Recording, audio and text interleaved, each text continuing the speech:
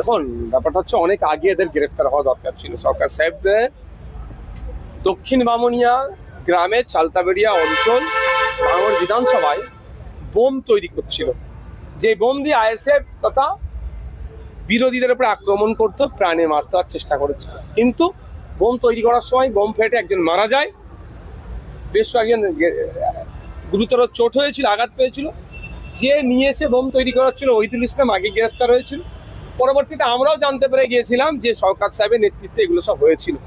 সরকার সাহেবকে তো ভোটের আগে ধরা দরকার ছিল, ভোটের পরে ধরেছে। এখন দেখা যাক কি কি আছে। ওনার বিরুদ্ধে শুধু বোম বাঁধানায় একাধিক মার্ডার কেস আছে, সেগুলো হবে।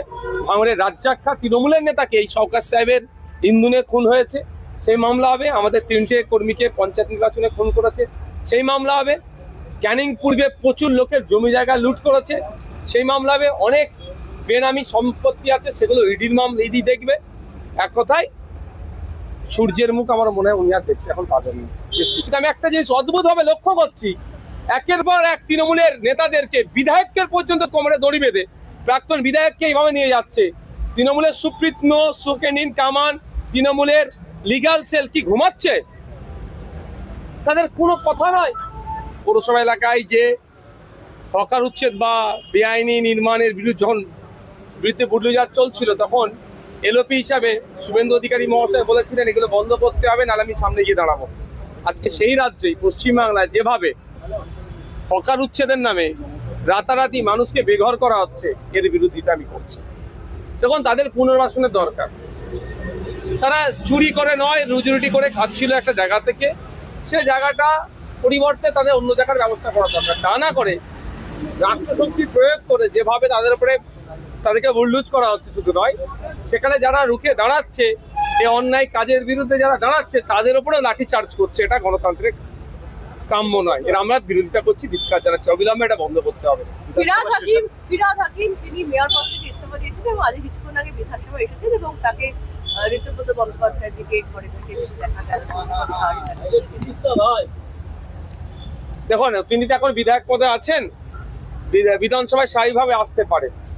আর অপোজিশনের জন্য, প্রধান যে অপোজিশন, তাদের জন্য যে রুম বরাদ্দ করা হয়েছে, যেটা থাকে, আমরা লাস্ট 5 বছর দেখেছিলাম বিজেপি যেখানে বসতো, এলওপি যে ঘরে বসতো, বা ওই এলাকাটা যা বিরোধীর জন্য ছাড়া ছিল, সেখানে গিয়েছেন।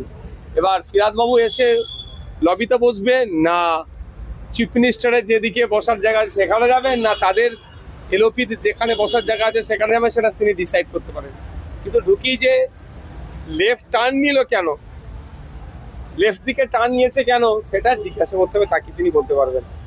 রাজ্যসভা থেকে আজকে সুখেন্দু শেখর রায়, তিনি তৃণমূল সাংসদ ছিলেন মনোনীত, তিনি আজকে ইস্তফা দিলেন এবং একাধিক অভিযোগ। যেই তৃণমূল কংগ্রেস পরাজিত হয়েছে, একের পর এক অভিযোগ তুলে দূরে সরে যেতে চাইছে।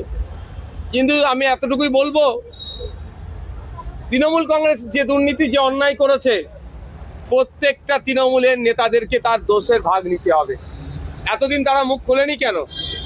দেখছে যে একের পর এক যখন অ্যারেস্ট হচ্ছে, আর ডিম তাদের কাছে, পচা ডিম তাদের দিকে উড়ে যাচ্ছে, এই ভয়ে এখন কেউ তার নিজের দলের বিরুদ্ধে মুখ খুলছে, বা কেউ সেখান থেকে অব্যাহতি নিচ্ছে। এই অব্যাহতি নিয়ে কিন্তু ছাড় পাবে না, আইনের মাধ্যমে তাদের প্রত্যেকের ব্যবস্থা হবে। বুলডোজারের যে ঘটনা ঘটছে, সামনে যে বাজেট সেশন রয়েছে বা বিধানসভার অধিবেশন, তাতে কি এই বিষয়টা তুমি সর্বপ্রথম আমি দেখবো গভর্নর স্পিচের উপরে কি এসছে। বলবো না মানে আমি জনগণের জনপ্রতিনিধি। এর আগে তৃণমূলের পিরিয়ডে আমি 5 বছরের বিরোধী বিধায়ক ছিলাম, বিজেপির পিরিয়ডে আমি বিরোধী বিধায়ক। ঠিক যেভাবে তৃণমূলের সময়ে গঠনমূলক সমালোচনা আলোচনা করেছি, পজিটিভ কাজকে স্বাগত জানিয়েছি, এই 5 বছরও আমি বলবো। সামনে কে শাসক কে আছে আমার কাছে বড় কথা নয়, অন্যায়ের বিরুদ্ধে কথা বলবো। শুধু তাই নয়, যেভাবে অভিযুক্তদেরকে ধরে অর্ধনঙ্গ করে রাস্তায় ঘুরাচ্ছে, এর বিষয়েও প্রশ্ন তুলব। যদিও কলকাতা হাইকোর্ট এটাকে কড়া নির্দেশনা দিয়েছে, এগুলো কোনো মধ্যযুগীয় কালচার আসছে, এটা কোনোভাবেই কাঙ্ক্ষিত নয়। অন্যায় করেছে, অন্যায়কারী সর্বোচ্চ শাস্তি দেওয়ার পক্ষে আমি, না ছাড় পেয়ে যাই। কিন্তু অন্যায় করেছে অভিযুক্ত, তার আগেই যদি আমি পুলিশ নীতি চালাই তার উপরে, তার আগেই যদি তাকে আমি জনসমক্ষে হ্যারাসমেন্ট করি, এরকম ভাবে মেনে নেওয়া যায় না। কোমরে দড়ি বাঁধা তো দূরের কথা, হ্যান্ডকাপ লাগাতে গেলেও ম্যাজিস্ট্রেটের পারমিশন নিয়ে লাগাতে হবে। আমার তো মানে সেগুলো কিছুই নেয়নি। কিন্তু আমি একটা জিনিস অদ্ভুতভাবে লক্ষ্য করছি, একের পর এক তৃণমূলের নেতাদেরকে, বিধায়কদের পর্যন্ত কোমরে দড়ি বেঁধে প্রাক্তন বিধায়ককে এইভাবে নিয়ে যাচ্ছে। তৃণমূলের সুপ্রিতম সুকেনিন কামান, তৃণমূলের লিগাল সেল কি ঘুমাচ্ছে?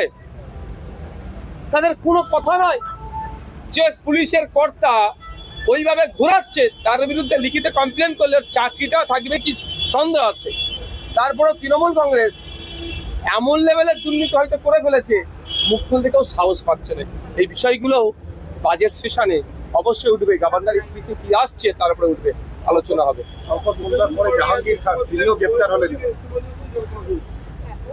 দেখুন, ব্যাপারটা হচ্ছে অনেক আগে এদের গ্রেফতার হওয়া দরকার ছিল। সরকার সাহেব দক্ষিণ বামুনিয়া গ্রামের চালতাবেড়িয়া অঞ্চল ভাঙড় বিধানসভায় বোম তৈরি করছিল, যে বোম দিয়ে আইএসএফ তথা বিরোধীদের উপরে আক্রমণ করতো, প্রাণে মারতে চেষ্টা করেছিল। কিন্তু বোম তৈরি করার সময় বোম ফেটে একজন মারা যায়, বেশ কয়েকজন গুরুতর চোট হয়েছিল, আঘাত পেয়েছিল।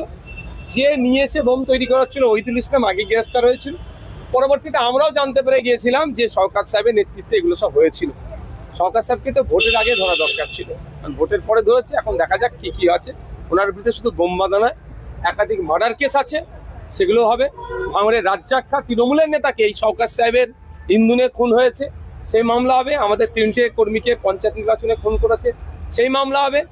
ক্যানিং পূর্বে প্রচুর লোকের জমি জায়গা লুট করেছে, সেই মামলা হবে। অনেক বেনামি সম্পত্তি আছে, সেগুলো ইডির মামলা, ইডি দেখবে।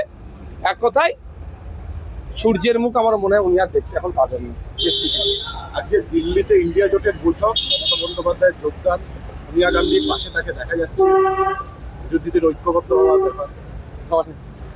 আমি আবারও বলছি, যদি সত্যিকারের অর্থে মমতা ব্যানার্জি মহাশয়া বিরোধী রাজনীতি করতে চাই পশ্চিম বেঙ্গলে, সর্বপ্রথম কাজে ওনার এই বিধানসভার মধ্যে আসা।